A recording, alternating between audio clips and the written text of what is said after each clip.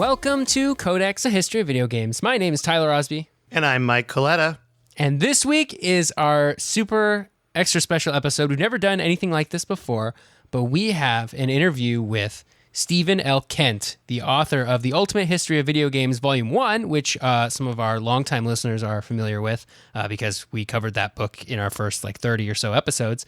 And now, next week, or this week, it's this week, it's tomorrow, the Volume 2 comes out. So we have an interview with Stephen L. Kent, world-renowned video game historian. Yeah, this is really big for us. I was really excited we got this interview. So the only note I have on the episode, since we did the interview a while ago, is that at one point we're trying to figure out who created Earthworm Jim. The name we're looking for is David Perry, just so everyone knows. So you don't have to scream at wherever you're listening to this on. It's David Perry. But yeah, that's pretty much it. With that, The Ultimate History of Video Games comes out August 24th, like Tyler said, tomorrow. And without any further ado, here's our interview with Stephen L. Kent. All right. Well, we are here with Stephen L. Kent. How's it going? Howdy. Things are good here. How about on your side? Where are you guys? I'm in the Seattle area. Me too. I'm in Los Angeles. Oh, you are in Seattle? Oh, so we're all West Coast here. This is great. All right. Yes. Perfect. Awesome. Well, we're super excited to have you on the podcast, and we're here to talk about your upcoming book, The Ultimate History of Video Games, Volume 2. Our listeners are huge fans of Volume 1, and we kind of did a book club of it when we started the podcast. And so we're just really excited to have you on. And we have some questions for you. And the first one is just, how did you get into video game history? You want the long or the short? I think I kind of want the long version. What about you, I want Tyler? the long version. Yeah. Okay. Going through college, I was a major Stephen King fan. I just adore Stephen King's work. This was the 80s when there were two kinds of people in the world. There were the folks who got the Stephen King books right when they came out, and the folks who got them later and had it ruined from them by the other folks. But everyone read Stephen King then. I mean, you were basically issued his books when you were born. My wife was getting her master's degree at UW. Great school, by the way. And we were poor, but I had just finished a degree in journalism at Brigham Young University. And so I called the Seattle Times and I talked them into letting me do their Stephen King reviews. They were really nice about that. Then I went back to get my master's degree in public relations. And when I came back, the multimedia revolution was just coming. That was back when every game tried to be an interactive movie. Oh, yeah. Okay. I had an NES that was still around. The SNES wasn't out yet. The Genesis had just released. Owned the Genesis for about a week, and then my wife caught me, and that was the end of my Genesis days. Actually, just aside, sorry to keep on. When I was getting my bachelor's degree, my parents helped me pay for it. I had a school job too, and I used some money to buy an Atari 5200. And they found out and let me know that if I didn't return it immediately, they would stop helping me with school. So have you always been a lifelong gamer, pretty much? Oh, well, as long as, actually, I was into games before games were I was into video games before there were video games. I'm in my 60s, right? So when I used to go to the bowling alleys, near us, there was a place called the International Marketplace, and I grew up in Hawaii. And in the back of it, they'd have games. They'd have pinball, and they'd have electromechanicals. Oh. And I liked those electromechanicals. I liked them a lot. I stunk at them, but I liked them. You had Chicago Motor Speedway, and you had Night Bomber, and you'd look at these today, and they went, except for the fact that they're electromechanical and they have their own sort of mystique, their nostalgia. Actually playing them, you'd bat your head against the wall rather than I think that was actually like one of my favorite parts about the first book was that you started back with like Bagatelle, I think is the initial beginning in those electromechanical games, right? And I just love that you started all the way back there. It was my favorite part. I thank you. A lot of people are like, well, I skipped the first chapter, but the rest of it was pretty good. Well, this kind of jumps a little bit ahead in our questions. And I think it was kind of like, when you started researching for for the first book and the second book, did you like, where did you go to find your resources? Were you I picture you in a library with like 8 books about Bagatelle, flipping through them. Well, a lot of people would refer to what I call research. They would probably call it played them in the arcade. Oh, your own brain. Yeah, your own research. Yeah. There you go. But the other thing was, the first time I interviewed Shigeru Miyamoto, and I used to interview him 3 or 4 times a year. The first time I interviewed him, he was curious why I wanted to talk to him. And even more telling, when I met Dave Toyer, creator of Tempest, I mean, all hail Dave Toyer as far as I'm concerned. Tempest. Big Tempest what can you say? Big Tempest. We actually just talked about the Nuon and Tempest 3000 on our podcast. Yeah. So the first time I met Dave Toyer, I went to his house. He knew I was coming. Actually, other designers at Atari had helped me meet him, arranged for me to meet him. I went to his house. I told him, let's go out to dinner. I'll interview you over dinner. He thought he was supposed to pay for dinner. I kid you not. So I think we went to Applebee's, and it's like, well, okay, we could go to a little better than this, but if this is where you want to go, that's fine. And we sat and we talked for hours, and I had my tape recorder going, and he's a lovely, lovely person, great guy to interview. And then the check arrives and he reaches for it. It's like, what are you doing? This is all me. Yeah. Yeah. Well, not only that, but I mean, Tempest was, of all the arcade games I ever played, that was my arcade game. I stunk at it, but it was the game I liked above all others. Yeah. I mean, so kind of a history of like these big name people in video games, like there's a sense of modesty that they have. Like if Shigeru Miyamoto's like, why would you want to talk to me? Yeah, well, just in the time that I got to know Shigeru Miyamoto, because I mean, I interviewed him 3 to 4 times a year over a 20-year period. And in the beginning, it was why, sure, I'm happy to talk to you, but I'm not sure what, why. And by the end, he knew he was a celebrity. Mm-hmm. Not that he became arrogant, because Shigeru Miyamoto is not an arrogant guy in the slightest. But he came to realize that the entire video game playing world knew who he was and was very curious about him. When did you first interview him? 1994. Okay. So he was a pretty big deal by then. Yes and no. I mean, his games were a big deal, but not too many people knew who he was outside of Japan. Okay, that's fair. I mean, if I mentioned that Shigeru Miyamoto in a conversation, 9 times out of 10 people said, "Who's that?" Not so much anymore. Even gamers back then would be curious who that was, and then you'd say, "Oh, I don't know, Donkey Kong, Mario, Zelda," and they'd say, "Oh, that guy." Yeah, one guy did all those, really? Just circling back. So I came back from getting my master's degree. The CD-ROM revolution or multimedia revolution was just coming, and I talked the Seattle Times into letting me do a review of virtual haunted houses for their Halloweenish paper in October 30th, 1993.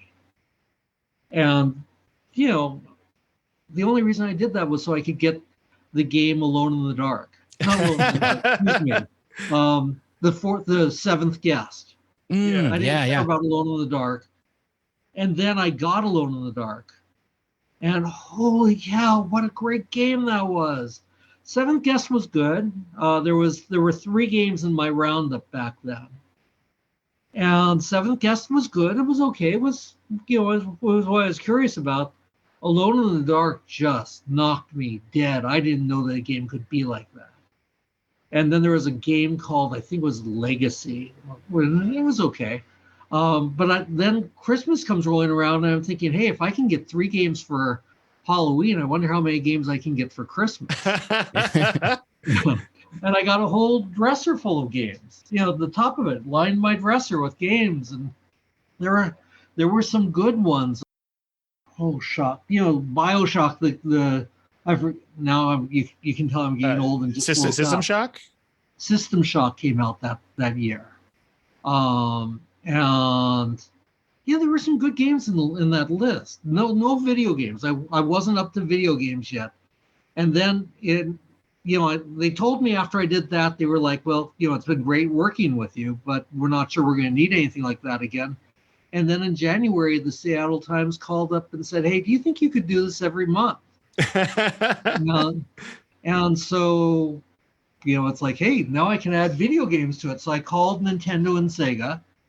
And Nintendo immediately sent me an NES, a Game Boy, a SNES, which was really exciting. Yeah. I didn't think I'd be able to afford that for a long time.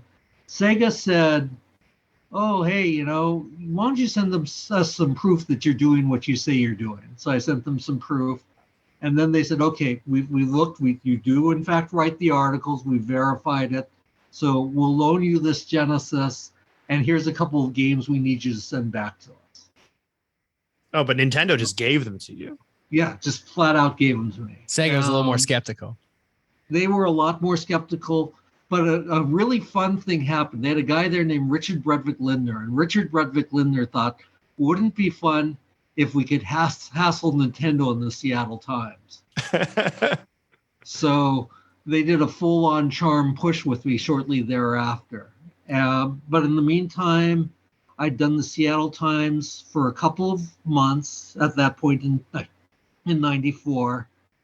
And at the time, most of the people who were writing about games knew 2 adjectives. Things were, they either sucked or they were awesome. And I knew a few extra adjectives in the middle, so I really flourished. I took off. I got to do, within a few months of starting at the Seattle Times. Oh, can I tell you one other fun story? Oh, of course. Yes, yeah, please do. Okay. The electronic games, not EGM, Electronic Games Monthly. Back then, there was Electronic Games and Electronic Games Monthly. And Electronic Games, Arnie Katz had hired me, and Joyce Worley. And, they were wonderful mentors. They were amazing people. But they gave me my first shot. They let me review a Sierra game. And it just so happened I was fired the same month as CES in Chicago. And so I was fired from my PR job. My wife talked my wife into letting me go to Chicago to CES. And it just so happened that EG was coming out with my article that month. And so I hid behind the EG booth. And whenever they weren't looking, I'd just grab a stack of magazines. And then I'd rip my review out and throw the rest away. And I walked around the floor with a homemade business card and that review, and looked for any editors' names I recognized and handed them my card and that review. And I got lucky. All right. That's proactive job hunting right there. I love that. Yeah. Yeah, so that's sort of how you start to build up your clout as a figure in this space. Then, as a reviewer and influencer. I guess one of the earlier influencers, if you're talking about how Sega was trying to get you to help them sort of talk trash about Nintendo in the Seattle Times. I was pretty early on. I mean, Ed Simrad was already at Electronic Games Monthly, and he was a big deal. But Arnie Katz, through Arnie, I became a judge for the Consumer Electronics Show. And then I became a judge for E3 as well. But also, somehow the LA Times spotted my Seattle Times work, and not long after that, I was given a nationally syndicated column with the LA Times Syndicate. Cool. And then I ran into a couple of really nice editors at that CES, and they gave me more work than I could handle. It was a time when magazines were everywhere, and they were fat and hungry for content. So there you go. That's the long answer. That's how you got into it. So how long did it take you to write that first book then? Were you writing it over the course of a long time, or did you decide to sit down and just crank it out? I started in 94. So I used to write an article a day. And then when that was done, I'd work on the book. And it was great because by the time I was really moving ahead in the book, my middle initial was no longer L. It was USA Today, MSNBC.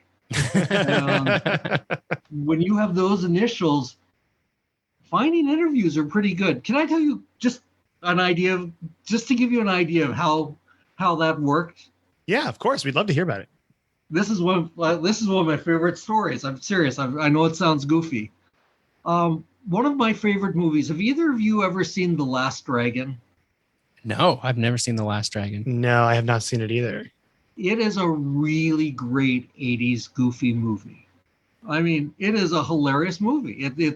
It's a Chinese kung fu movie staged and set in Harlem, and the hero is Bruce Leroy. Wait a second. Wow. I was at a party at a house in LA and I watched this movie. I definitely watched this movie because I remember Bruce Leroy. Yeah, yes. And showing off the Shogun of Harlem. Yeah, I remember this movie. Yeah. Well, I mean, you have to admit, it's goofy fun. Yeah. And for a while, it was the highest grossing martial arts movie of all time. And so when DVD came out, and I'm working for MSNBC and USA Today, I kept on waiting for them to release The Last Dragon on DVD.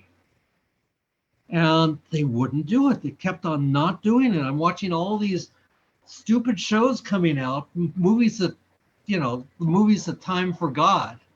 And they're not releasing The Last Dragon. It was terrible. So I called up, that's TriStar Cinema. And I called up one day and said, "Hi, I'd like to speak to your CEO." And they said, "Well, who's calling?" And I said, "Stephen Kent with MSNBC and USA Today." And the next thing I know, he answers. and he says, "Well, hi, Mr. Kent, what can I do for you?" And it's like, well, I'm doing an article about how you decide which movies come out on CD-ROM, it's on CDs. And he goes, "Okay, so, these are the criteria we look at." And I said, "Okay, well, just for instance, how about The Last Dragon?" And he says, "Well, I don't even know. I've never even heard of The Last Dragon." So while I'm interviewing him for an article that would eventually be called "How They Decide Which Movies Come Out," or the article was called "The Hunt for the Last Dragon: How They Decide What Comes Out on CD." While we're having our conversation, he has his lawyers look up The Last Dragon, and the next day they announced The Last Dragon was coming out on DVD. So we can thank you for that. Wow, thank you. Thank you. Tymuk, who played Bruce Leroy, actually called and thanked me. That's awesome. It was so exciting, and he had no idea what a fanboy he was dealing with. Oh, that's so funny. That's a really great story. Yeah, that is. Well, And so I guess I have a question then. So after you wrote the first book and then you did a lot of TV stuff. I remember seeing you on like G-Force icons and stuff like that through like kind of the early 2000s. In 2006, that's when you took a break from writing about video games to work on your science fiction series. Yeah. Did you keep up with the industry, or were you out of video games completely? You're like, I'm done for now. Well, you know that really insightful Christmas list you see in the Costco Connection magazine? Yeah. Oh, yes. Very aware. I do that. Okay. I do that. I don't choose the games, the main games. They'll let me add to it a little bit. But I've done that every year for the last 25 years, I think. Wow. Oh. I've been reading your work my whole life. And You know, there was a point, like I said, I used to publish an article a day. And if you read something about video games in an airline magazine, chances are I wrote that. I did Boys Life. I was their columnist for 10 years. Into when I published two of my first two novels, I was still writing that column for them. wow. You know, I've drifted away from gaming a little bit. My initial went back to being L. MSNBC and I parted ways at one point over ethics issues, actually. Oh, really? Oh, interesting. Yeah, I'll be very candid with you guys. I did a lot of travel as a guest of game companies. And MSNBC, especially in the early 2000s. And, you know, I think it was a big decision for MSNBC because I was an inaugural columnist. You know, I was one of their first. I was there right from the start. Can I give you one last story? Yes, please. Yes, please. Please do. Sure. I'm loving this. So I was with with the Seattle Times, and MSNBC, they had no idea how big they would become. So they hired this one So there was a Mark Matassa, who was a great guy. He was a columnist and an editor at the Seattle Times. He had wanted to be the politics editor, but they had other people to do it. So MSNBC contacted him and said, "Hey, would you like to come to us?" He went there. He called me up right before the Super Bowl and said, "Hey, how would you like to do an article or two for MSNBC?"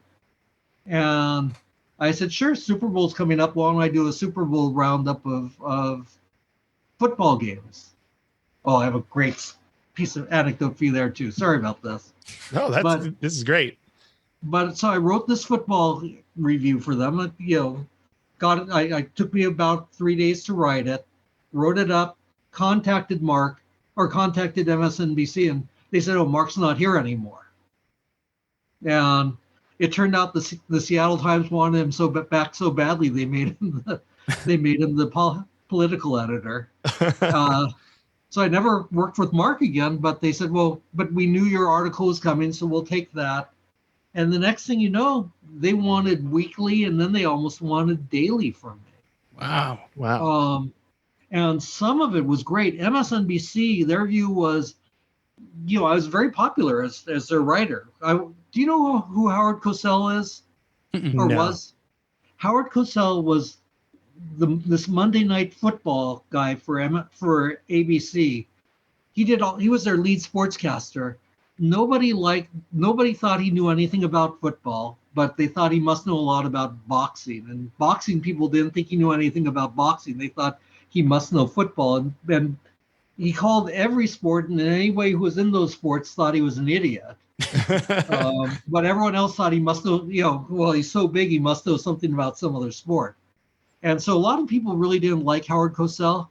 On MSNBC and in some ways in the industry, I was sort of a Howard Cosell figure. Oh, gotcha.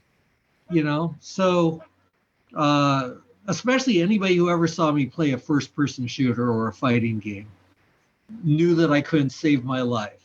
I don't think you can judge someone on their knowledge of video games based on how they play video games. Because, I mean, yeah, I struggle with fighting games very much. So I am not good at them. Fighting games are tough, and the people who are really good at them are fanatical. Yeah. Do you guys have you ever heard the name Jeremy Horwitz?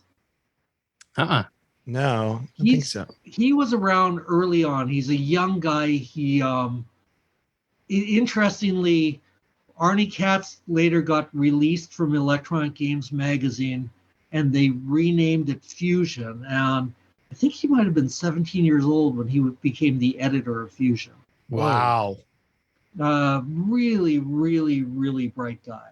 And he and I traveled to Japan once, and we met while we were there with Tomonobu Itagaki, the creator of the Dead or Alive series, other games as well, obviously, but we were there to look at the latest Dead or Alive. And he brought up the final fight against, is it Tengu? I'm not sure. Anyways, he brought up, it was Dead or Alive 3, I think. He brought up the final fight, and first Jeremy did it, and he commented, "Wow, you're very talented." And he was very impressed because Jeremy really knows his thing with fighting games. He knows his stuff with a lot of games. And then he was like, "Do you want to play it?" And I was like, No, I really don't. He's like, "Oh, come on, play it." It's like, "No, please." It's like, "Oh, please, we've been interviewing for years. I'd love to see you play." And of course, I got creamed. Yeah. And he's like, "No, you must do this and this." And so, yeah. Anyways, well, that sums up my fighting game career. That kind of leads into another question I had then. Is there a particular period of gaming that you're like nostalgic for? Like this is your favorite era or genre or time? It's funny you would ask that. Part of the reason I'm tired and need to sleep today is you see this old computer? Yeah. This is a very, very old computer. You wouldn't want to play anything on it. We couldn't zoom on it, but it's fabulous for playing Command and Conquer Generals. Oh, okay. So we found it. Yeah, I've always jonesing for the old arcade games of the 70s and 80s. I love those. Have a real weakness for RTS games. Love real-time strategy. Oh yeah, so like Warcraft, Command and Conquer. Did you play StarCraft? Warcraft 3. Warcraft 3. 1, yeah. Warcraft 3 and Warcraft 2 actually. Warcraft 2 I would say is one of my all-time favorite games. Do you like Warcraft 3 came out? Civilization? Those are, I guess, that's more turn-based. Those are turn-based, huh? It's turn-based. I wasn't good at it. I once offended Sid Meier. It's embarrassing, and I don't think Sid would want me going, yeah.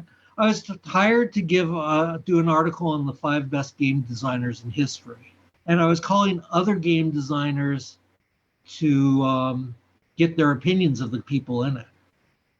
And I called Sid to get his opinion of Will Wright. I really foolishly did not include Sid on the list, and I should have. Oh, gotcha. He thought I was interviewing him for the list, which was a fair assumption because he belonged on the list. And instead, it's like, no, I'm not calling you about you. I'm calling you about Will. And the way I handled it was offensive. And we've never spoken since. I had his home phone number. I haven't spoken to him in 15 years now. And it's too bad because he's one of the nicest, most genuine men you'll ever meet. And I really regret having offended such a good guy. Not to mention he belonged on the list. So whenever you bring up Civilization or his myriad of other games, whenever I do a list of the best game designers, I always make sure that he's at the top. Do you find yourself like, is that something in journalism you find yourself doing a lot of, or like top lists or countdown lists? I did a lot of them, but because back then, so like when the Super Bowl would come up, I'd get all the football games. So I was going to tell you, you guys want a hilarious little factoid? Yeah. Back in about, I'm guessing 97, 98, maybe 99. There were all these football games, more football games than you could possibly imagine. And they're all there competing. I mean, this wasn't just before EA hogged everything. This was when everything was out, and they'd go to any football player they could think of that had a name. So there was a Mike Ditka football, not to be mistaken with a John Madden football. And both of those were actually coaches, right? Mm-hmm. And and Joe Montana football, and all those games were out there, and they were all competing. And what was funny was Microprose was kind of late to the ball game, no pun intended. And they couldn't get Jerry Rice. They couldn't get his name. Everyone else signed on, even Joe Montana, who had his own football game. They could put Joe Montana in there. And Jerry Rice is important. Remember, we're talking about the greatest receiver in all time. Oh, yeah. Time. And really, truly, we all assume that Tom Brady is the greatest player of all time because statistically, he's unquestionably the greatest quarterback. But I'm not sure being the greatest quarterback makes you the greatest player. You could argue that Jerry Rice might be. Yeah. But they couldn't get Jerry Rice's name at Microprose. So they had a character on the San Francisco 49ers named Jerry Piloff. That's great. So are you also a sports fan then too? Somewhat, especially boxing. Gotcha. Okay. How do you feel about esports stuff? I apologize if you go into this later on in the book. No, I'm like 2/3 of the way through. I'm not as knowledgeable as I should be on that. And we're in discussion a little bit already about a volume 3, which would have to have several chapters on esports. Mm-hmm. Yeah. So what can I tell you? I remember the early days. I got to meet with Dennis Fong once, Thresh, Yeah. I got flown to Korea. I was a guest of South Korea, and I was there to watch their champion at StarCraft play a Canadian who wasn't even the Canadian champion. Huh. And they got me there. Going back just a little bit, what broke me up with MSNBC was they saw that I was doing trips with companies, and they considered that an ethical violation. Oh, yeah. Gotcha. The interesting thing is that if you looked at my history, for instance, I went to Japan with Nintendo at the launch of the NES, of the N64. I was a guest of. I actually went with got to spend time with Howard Lincoln and Minoru Arakawa in Japan. Wow. And yet I came home and said, look, if you're going to buy a system this Christmas, buy a PlayStation. So you had a history of being objective in that sense. Yeah. The companies knew that they weren't buying me, and the companies didn't try to buy me. They never tried to buy me. They took me on trips and they showed me their stuff. But, the closest anybody ever came to asking, what are you going to write? I was on a trip with Sony once with a bunch of journalists, and we went to a number of companies. And after showing us to Ball number 2 and a few other games, Squaresoft asked us, what are you going to write? I was surprised that a bunch of the journalists said what they would write. And they said, yes, we're very impressed with this. And yes, we're very impressed with that. And actually, when they got to me, my comment was, if you were God and I was Moses, I would not tell you what would be in the first 5 books of my Bible. Wow. Oh, wow. And they were very respectful with that. They were fine with that. I'm sure there are journalists who have been bought in history. I never saw that attempted. Mm-hmm. Yeah. So. Well, I have a question for you about another kind of question about researching and when you're talking to these studios, because in volumes 1 and 2, you cover the rise and fall sometimes of a lot of game studios. Were there any studios in particular that were just really hard to get information on, like really hard to research? Yes, there are, and there are studios that were very uncooperative. Square will show you what they want to show you when they want to show you. When they're ready to show, they're very aggressive about it. Its software was a bit that way too. It doesn't want to be distracted when they're in game creation mode. I had a nasty sort of divorce with Ed, and this one I don't feel as bad about, which was that I talked them into letting me do a book on the making of Doom 3. And they wanted money up front for me to be able to do that. So I ended up paying them with my advance. And then I flew to Texas and paid for myself to stay in Texas and to interview for a couple of weeks. And they gave me great access. And then they were supposed to provide me all the screenshots for a book that would come out in July for a game that was coming out in October. You know, it wasn't a how to beat the game. It was just strictly about the making of the game. It had a fictionalized version of the original script for the game. They didn't release the artwork for us to publish the book until the game came out. Wow. Whoa. And so by that time, you know, who's going to buy the book if they can just play the game? Right. Yeah. So I actually lost a lot of money writing that book. That's too bad. That was an ugly little divorce there, but and it wasn't between like John Carmack and me. John Carmack wasn't involved in things like that. I have nothing but nice things to say about Mr. Carmack. Interviewing him is a little bit like interviewing Mr. Spock. Yeah, I bet. He's very brilliant. When I was in his office, he had a stack of books. It was vertical, not horizontal. And I asked somebody about that because when you think about it, that's the worst way you could possibly have the books. Yeah, you can't get to anything in the middle. You can't, fall or over. at the bottom. Yeah. Yeah. And what they told me, I don't know whether it's true or not, but what they told me was all he has to do is look at the cover and then he'll remember what he read and what page it was on. Wow. Whoa. That's wild. That's crazy. Yeah. You know, I just in my experience with him, I don't know that it's true, but I have I have no doubt that it is.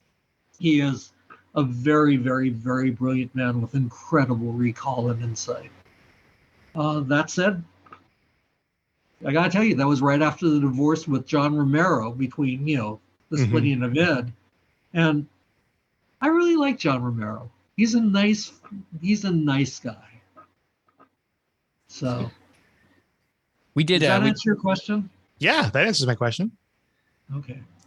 As I say, we did a section of episodes on a book about id Software. I think it was by David Kushner. I can't remember what the book was called off the top of my head. Masters of Doom. That's the one. Doom, yeah, that's a great book too. And so it's fun to hear you talk about these characters that we read about in the book that you know and have talked to before. That's very cool. That is a great book. You know, I gotta tell you, towards the end, you have that scene where John Carmack is playing with his robot, with his rockets. Yeah. Mm-hmm. And if you read it carefully, you know, Dave Kushner is a very talented writer. You get the feeling he's going to die. Yeah. And I'm reading that scene and I'm thinking, oh Lord, he's going to die. That's terrible. He's going to die. And I'm thinking, wait a second, I have an interview with him next week. He can't. But it was so well written. I thought Kushner did a great job. His book continues to sell well and for good reason. It's a great book. And you know, I don't like FPS games. And the reason I don't like FPS games, one, because I suck and everyone can shoot me. But two, because, you know, remember I was doing reviews all the time. I'd get an FPS game, and this was back when they had terrible, terrible frame rate problems. And frequently they had a fisheye distortion as well. And so I'd play them till I'd get nauseous. And then I'd have to go and rest for an hour or two, and then I'd have to get up and go play them again before I could review them. And so, you know, what's his name's dog, you know, classical conditioning. Pavlov's dog. Thank you. I was still on the T's trying to figure that out. Pavlov's dog in reverse, instead of ringing the bell and making him salivate, it was ringing the bell and making me vomit, basically. Oh no. No. And so to this day, even though they don't have the frame rate problems, and and they're beautiful to look at now. I've just been trained not to be interested. Interesting. I never thought about how, like, yeah, when that comes out, what the technology is like is going to affect your opinions for the future, you know? The other question I had too is about in the new book, you mention you have a whole chapter on video games and movies, whether that's licensed video games for movies. Oh, I love that chapter. That's my favorite chapter. I was just talking to Tyler about how much I loved reading this chapter. And so my first question is, do you have a favorite video game movie? Oh, that is a tough question. And you don't have to boil down to one. If you want to name like 3 or 4 favorites, that's totally fine. I mean, I really think that the first Mortal Kombat is underappreciated. It's so good. Did you watch the new one? The new Mortal Kombat movie? Yes, I did. Yeah. And I will tell you, I was pissed. I didn't like it. You didn't like it? Bait and switch. Oh. The first scene was so good. I'm sitting there, my wife and I were watching on HBO, and the first few scenes are like, wow, this is amazing. And then it fell off the cliff, and it's about, it lost me totally. There's there's an animated one about Scorpion as well. And that one is really good. Yeah, I haven't seen that one. I know I've seen previews. I haven't watched the movie yet, but that's good. It's worth watching. They did a great job with that. Yeah, that first Mortal Kombat movie is 100% like young boy childhood nostalgia for me. Yes. I love that movie so much. How can you not? You know? It's so campy and silly and fun. It's great. It didn't take itself seriously. The sad part to me with Street Fighter is Street Fighter didn't take itself that seriously either. I still remember, now I'm forgetting his name now. Wonderful Native American actor who played Sagat in it. Mm-hmm. Making a comment about how he owns the town, just as a plane flies over him and announces that it's under quarantine and everyone has to go back to the house. And the look of disgust, like, don't do that to me, on his face. Yeah. He pulled it off well. It was not a great movie. Very few of them are great movies. The thing that stood out for me was when I first started writing it, I really, in my heart of hearts, thought, I'm going to really hand it to the German who did, Yeah, we were just talking about that. Uwe Boll. Uwe Boll. Or Uwe Boll is how he pronounces it. Oh, okay, Uwe. And he was a pleasure to interview. He was a wonderful interview. And he came right out and said, look, I'm not trying to make art. I was trying to make movies that made money. A lot of them did. People didn't complain. They went to the first one and then they went to the second one. So, but the critics, of course, loved to hate him. Sure. Yeah. Yeah. But he was a wonderful interview. Really, just a fabulous interview. He was so nice. He was pretty good about making fun of himself all the way through. That's great. That's good. So my second question then about that chapter would be, because you actually I got like a memory when I was reading your chapter. You talk about how licensed games for movies, like there are different genres through different time periods. And in the 90s, it was all about platforming. And my favorite platforming licensed video game was Hook for the Super Nintendo. Sure. Do you have a favorite like licensed movie video game off the top of your head that you can think of? Goodness. So going back through history a little bit, there's an old arcade game, and it doesn't hold up well, but in its day it was pretty wonderful, based on the movie Krull, Krull. And it's really, if you saw the movie Ready Player One, towards the end when they're pinned down behind the rock and that young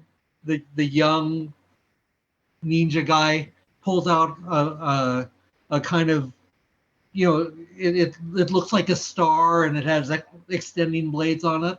Yeah, that's from the movie Krull, from the movie and the game. Oh, and Krull was a good game in its day. I liked that a lot.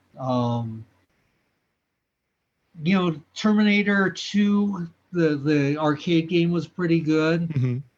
I know I know I'm missing some really good ones, and I apologize.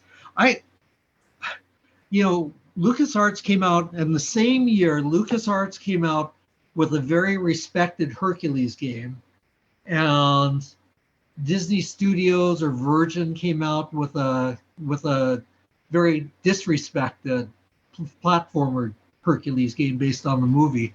I really like the platformer a lot better. Those Disney platformers, like I remember the Lion King, Aladdin is Mhm. really good. Like they were all Yeah. pretty solid to me. Again, I don't know if they were good or if it was my childhood brain being like, this is so much fun, because I'm just playing a Yeah. video game. But I They were love it. good. Yeah, I'm They were glad. good. Glad to hear they were good. And they were colorful and they were nice. Yeah. One thing that's really interesting is I went out once with Seth Mendelsohn. He and I were pretty good friends. He worked under David. Oh, I can't believe look how old I've become. That's terrible. the Earthworm Jim guy. Oh, Shoot, we just talked about we him just too. talked about Earthworm Jim, Yeah. and I can't remember the name to save my life. Irish, I'll look it tall, up. super good looking, and very smart and Yeah. charming as can be. But I gotta tell you, Earthworm Jim was an overrated game in its day. Oh yeah, Yeah. Doug that's- Tennapel? Is that his name? What, excuse me? Doug Tennapel? Doug? Tennapel? No. Tennapel? Oh. Oh, I forget his name now. I always have this fear too, where like Earthworm Jim, I remember also being like a really fun game, but I'm like, was it fun because it was a good game, or was it fun because I was a kid and this is like in my memories and nostalgia, Well, and it's funny that it's so different, It was well conceived. It was hilarious, Yeah. which was a trademark of that game designer. I can't believe I'm spacing on his name because he really was a good game designer. My problem with Earthworm Jim, the first one, was that it was harder than hell. I mean, it was too hard for its own good. I mean, you get to the opening scene and or the first boss, and it's that junkyard robotic dog, and Oh yeah. you had to shoot in the mouth 40 times. Just punishingly hard. Yeah.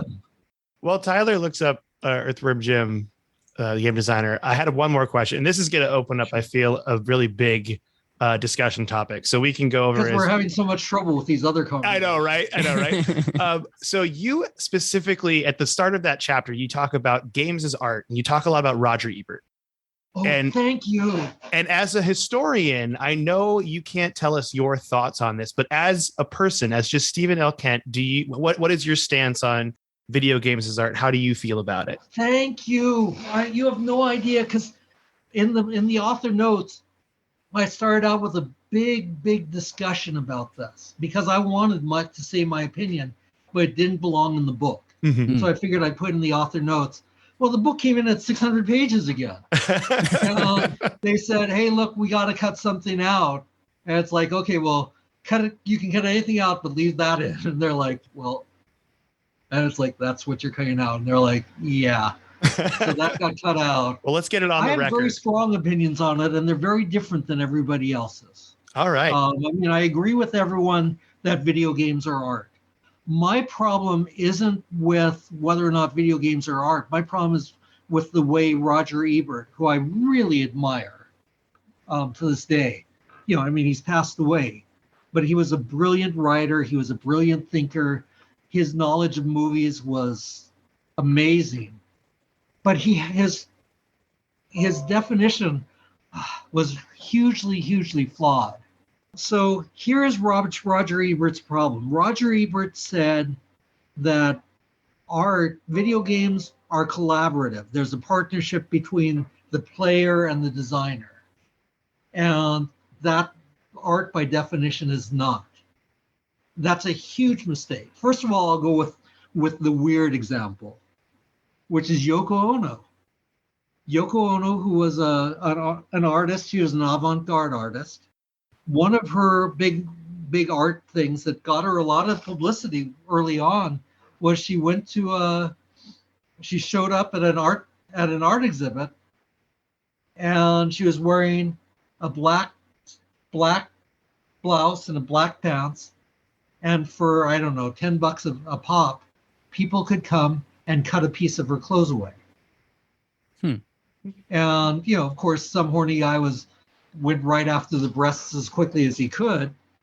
She modestly covered herself up, but that's interactive. But a better example of interactivity. Do you guys remember? Have you guys seen the movie Groundhog's Day? Yep. Yeah. Do you remember at the end he plays Rachmaninoff? I think so. They're Yeah. at the party and he plays Rachmaninoff, and he starts out by playing it the way it's meant to be played, and then he turns it to jazz. And it's beautiful. It's gorgeous to listen to. I think Rachmaninoff would have loved that rendition, but that's not what Rachmaninoff created. He changed the tempo. He changed the time. He changed the way that the song sounded, and it's great, but it's not Rachmaninoff, and it's art. You can't say it's not art. But what he did was he took Rachmaninoff's art and he interacted with it. And then if you look down the stage, there are the viewers, only they're not viewers, they're dancing. People were dancing. People dance to music, and music can be art. And dancing can be art, and the dancing that they're doing is also an interaction with that art, right? Yeah, that's what I'm saying. And so to say that art is not interactive is a gross mischaracterization as far as I'm concerned. And so therefore, yes, I wholeheartedly think that games can be art. I think if literature can be art, games can be art. And it's interesting that I was writing that about the time that Ghost of Tsushima came out, which I would argue is undeniably art. Oh, do you remember Okami? Yep. Gorgeous Loved game. Okami. Yeah. And, not just art because it was pretty, art because of everything. I interviewed Tim Schafer for it. If comedy can be art, then you've got to look at Tim Schafer's body of work and identify several masterpieces in there. So, again, going back to my own colossal mistake, I think Sid Meier is an incredible artist. Frankly, more so than Shigeru Miyamoto. Wow. And the reason I say that is, look, Shakespeare is caviar in literary form, but in a world with Snickers bars and hot fudge sundaes, I see no reason to develop a taste for fish eggs. And I think Miyamoto. So I think Miyamoto in some ways plays Stephen King to Sid Meier's sometimes, not always, sometimes William Shakespeare. I think that Shakespeare was more artistic than Stephen King, but Stephen King is a lot more popular. Taking it full circle all the way back to the beginning with the Stephen King. That's great. Well, I think we got a couple more questions, right, Tyler? You got fire away. Yeah. I hope I'm not wasting your time. No, this is not a waste at all. This is everything I dreamed of and more when we set this up. I am so excited to have you here. So you got some more questions, right, Tyler, at the bottom? Yeah.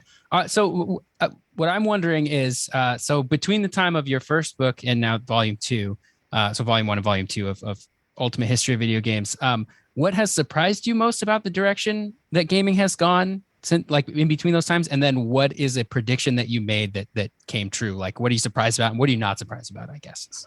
First of all, me and prediction come true don't belong in the same sentence. Let me tell you about me and Apple. Oh, okay. Here we go. Here we go. So first of all, I did make one prediction that was true. Early on, when I first joined the industry and first started doing things, Next Generation magazine was doing an article on the 75 most influential people in gaming. And they assigned me Michael Spindler, who at the time was the president of Apple. Yep. And here I did do something right. I called up Michael Spindler, and his response was, "I don't want to be in the interview. I don't want you to interview me. The Macintosh is not a game machine. I don't want to be included." And my response was, "You're really an idiot, because people buy their computer so that they can word process, and they upgrade their computer so they can play games. At the time, you could run any word processor that had ever been released on the original Macintosh still. But you couldn't play Prince of Persia on it necessarily. Certainly not in color. And so that was the closest thing I've ever done to a real prediction. Now let me tell you about my history with Apple. They came out with the iMac. Okay, this was at a time when every computer had a floppy disk drive, and iMac didn't have a floppy disk drive. It had a CD. And I said, "This is ridiculous. No one's going to buy this stupid thing. It needs a floppy disk drive." Then they came out with the iPod. Now, bear in mind, all kinds of companies had come out. There'd been Nomad, there'd been Bandit, there'd been a bunch of MP3 players that had come out, and they'd all come and gone and died. So Apple comes out with the original iPod, and it's like, yeah. We've already seen MP3 players. What a stupid idea. Okay. Then they come out with, I think the next big thing was the iPhone. And it's like, no, man, it doesn't have any buttons on it. No one wants this. No keyboard. How are you supposed to type emails on this? Yeah. And then they come out with iPad. And it's like, it's just a big iPod. I made that mistake when the iPad came out. I was like, it's just a big iPod. Who wants that? Yeah. Every time, I mean, there's no point saying they proved me wrong, because everyone has proved me wrong. I thought that GameCube would be the big system the year, when it came out. I love GameCube. It was a real gamer's machine. It really was. It was the only one totally focused on it. Yeah, it was totally focused on games. It was cheaper than the other two. It was considerably more powerful than the PlayStation 2. That it, and of course it came in last place. So, I mean, anyways, so I'm almost always wrong when I make predictions. Not always. If you take a look at the Console Wars documentary. Yep. Yeah. Read the book, watched it, loved it. At the very end, I appear for a few seconds. Yeah. And I make the statement about there's going to be a bloodbath. This was, we've been talking about my divorces. So this was at E3. I had just met with Sam Tramiel at Atari, and I was walking out at a TV studio. A reporter recognized me and asked to interview me right outside the Atari booth.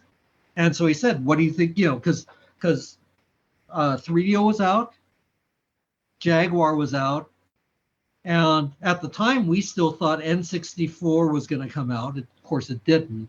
But Saturn had, I think, just come out, and PlayStation was about to be released. And so he said, "What's going to happen?" And I said, "Well, there's going to be blood. It's going to be a bloodbath." And he said, "Who's going to go first?" And I said, "Well, really, it's going to be the Jaguar. And then it's going to be 3DO. And then, we'll see with the other ones." But, because who knew that Sony would have the legs Sony had at that point? So I wasn't ready to predict them a failure. I thought that Sega had a better legacy and a better library to draw from. But Sega didn't draw from that library with the Saturn. It was really terrible. So I made that prediction, and it turns out Sam Tramiel was walking by and listened to me. And that was the second to last time I ever spoke to Mr. Tramiel. But in all fairness, and he had it right. I mean, he was struggling to keep Jaguar alive, and I'm shoveling dirt in the grave. I can see where he'd be be very pissed. Mm-hmm. On the other hand, Jaguar died first. Within a couple months, it was an infomercial. Yeah. Yep. So, yeah. I mean, I think the one that I did that was the most startling was the year that the N64 came out. I was one of the only journalists that came out that year and said, buy a PlayStation. Oh. Yeah. But I remember going to Nintendo afterwards, and it was funny because I wrote this huge feature for the Seattle Times. Again, Nintendo's, backyard. And it was a 2-day feature. The first day was all about the different consoles and what they offered, and quite a bit about the N64, letting people know everything it had. And the second day was more of a comparison of them, and it ended with the assertion that you should probably buy a PlayStation because it had a 1-year library. It was an incredible 1-year library. N64, I believe, had 5 games at the time. One of those was Mortal Kombat Gold. And Mortal Kombat Gold was that rare cartridge that would freeze your console. Oh, interesting. It had Pilot Wing 64. Great game. And, Oh, yeah. For some audiences, Pilot Wing 64 was really amazing. I got bored really quickly. Because was Rogue Squadron was that a launch title or was that a couple of months after? I 64? think it might have been a little after. That was quite a bit wonderful. That was a gorgeous game. I have a lot about that in the book, and I think it deserves it. I think it, in some ways, now it's been eclipsed by better looking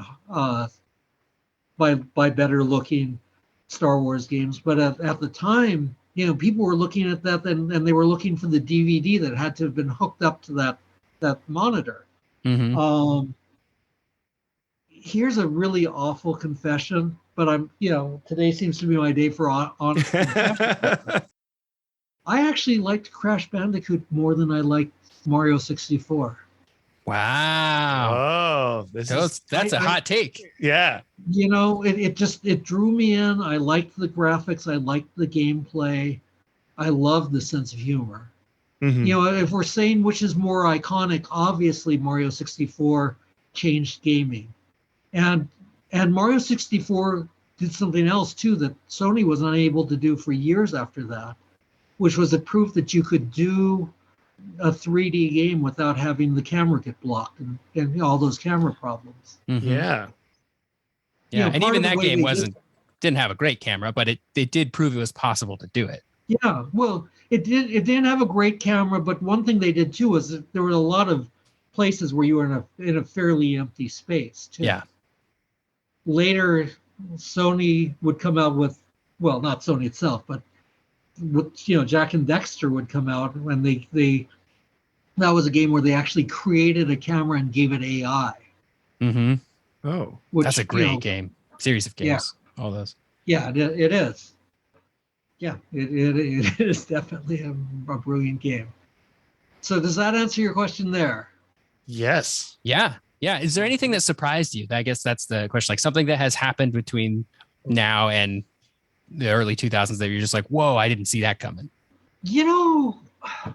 Butcher Bay. Oh. The Vin Diesel game. Yeah. Chronicles of Riddick. Yeah. When that came across my desk, I thought loser for sure. Yeah. I mean, that's kind of a movie game. It was its own story, but it was kind of a movie game, right? Based on Pitch Black. It was. It's Riddick, right? Yeah. And Vin Diesel's personally involved, and it was at a point where games based on movies still were not really good. There were a few good ones, and that was a really it broke new ground. They did a fabulous job on that. That was a huge shock for me. I talk about quite a bit in the book. I originally thought that the DS, when Nintendo first showed DS, boy, I was crazy about it. Mm. And then all my friends were saying, no, this thing is a dog. It's stupid. It's terrible. and I let myself get suckered into that, and turned my back on the DS. And DS was an incredible success, and I had staked my claim on being the guy who thought DS would make it. Mm-hmm. That was one where it wasn't very often I let people sway my opinion. I mean, obviously, anybody who admits that he liked Crash Bandicoot more than Mario 64 is not easily swayed, and doesn't mind being the oddball in the group. You know what though? Crash Bandicoot, the moment you pick it up, you're lost in it. It's just a fun game, and it was hard, but completable. They had a good balance on that, especially on Crash 2 was even better. So, I mean, when you make as many bad predictions as I did, it's easy to keep on being surprised. Yeah. Well, that's great. Yeah, I think that's all the questions we have for today. But honestly, I got one more. Oh, you got one more? Okay, yeah, just one more real quick. What are you playing now? Like, what are you playing today? Obviously, Command and Conquer. You said. Is there anything like that has come out recently that you're like enamored with? Well, I mean, there's a lot that's brilliant. I got I got involved in those the ones with the monkeys that are the tower. What was it, Bloons? Yeah. It's like a tower defense. Yeah, I think you're right. Yeah, TD Legion, maybe is that the name of it? What was it? TD Legion is maybe that's just like another game in that genre, but tower defense games. I've had to make my phone a phone and not a game thing, because once I start playing, I'm very addictive. I mean, there's just so much good out there right now. The new Zelda is insanely good. Yeah. I would argue that in some ways, not if you take everything in its day and you compare. So for instance, I would argue that FIFA Soccer for the 3DO was one of the greatest sports games of all time. Just because if you compared it to anything that existed in its day, nothing came close. Obviously, sports games today are much better. I would argue the same way. I would argue that the original Legend of Zelda is one of the finest games of all time. But you pick up the new Zelda, and it's unbelievable, and they've kept the spirit of Zelda alive inside of it. And in some ways, I think you'd have to say that Nintendo is better now than it's ever been as a game company. Yeah, I think. Yeah, I mean, and I do think that of the three big console makers, Nintendo is the best game maker. Yeah. So, I mean, but really, truly, Command and Conquer, and at that, I try to do it once a month, maybe less than that, because I get up and it's like, okay, one more game. Oh heck, one more game. Wait, it's only 12:30. Okay, I can do one more game. That's how I know you got the true gamer thing down, is you saved your laptop for Command and Conquer. That's what we. Well, so can I give you a great story? Yeah, of course. I mean, well, I don't know if it's a great story. You get to decide if it's a great story. This is long before I was a journalist. This is when I had my Genesis, my short-lived Genesis. Rest in peace. And when I bought the Genesis, the kid I bought it from gave me Mickey Mouse, Castle of Illusion starring Mickey Mouse. That's a great game. Great game. Yeah, it's a phenomenal game. And so Christmas is coming along. I'm just working. I've got a master's degree, but it was a terrible economy when I graduated. And communications people were the first to go. And I'm terrible to be stuck in an office with anyways. So I'm just working in an office supply store. And the Babbage's in the same mall as us is advertising Fantasia. And that is especially for the Genesis generation. I would argue that maybe have been the prettiest console game until Okami came along. Wow. Or video game until Okami came. It was just gorgeous to look at. And so after a hill of begging and agreeing that, yes, this is both my birthday present and my Christmas present. Oh, that bargain. Yes. My wife let me buy myself Fantasia. Oh, and I was so excited. And I took it home and I plugged it in, and it just didn't respond well. It was gorgeous to look at, but there's this lag. And for a game where you're timing everything, it's impossible. And I'm not that great a gamer to begin with. And so I played it that night, and I went back to Babbage's, which has a return policy, but the return policy is if it didn't work, we'll give you a new one. Mm. And I said, I want to return it. And he grabs a new one and says, what's wrong with it? And using my litany of adjectives, I said, it sucks. And he goes, well, we're not going to refund you a game just because you don't like it. And it's like, no, this one really sucks. And he's like, we're not taking it back. And the manager, to his credit, looked in my eye, realized he was going to have to leave work sooner or later, and I very likely would be waiting, and refunded me the money. Nice. You don't understand. This was my Christmas and birthday present. Yeah. Well, one of the things that I worried about and still worry about with game reviewers was that there was a point where I was receiving 1,500 games a year in the mail. Wow. And when you're getting all those games, it's easy to forget the desperation of somebody who can afford one game that year. Mm-hmm. Mm-hmm. And so you just think, well, Shigeru's been so nice. He's given me interviews, and this game is pretty good. Yeah, it is Mario Sunshine, but it's still Mario, and you give it a better review than it deserved.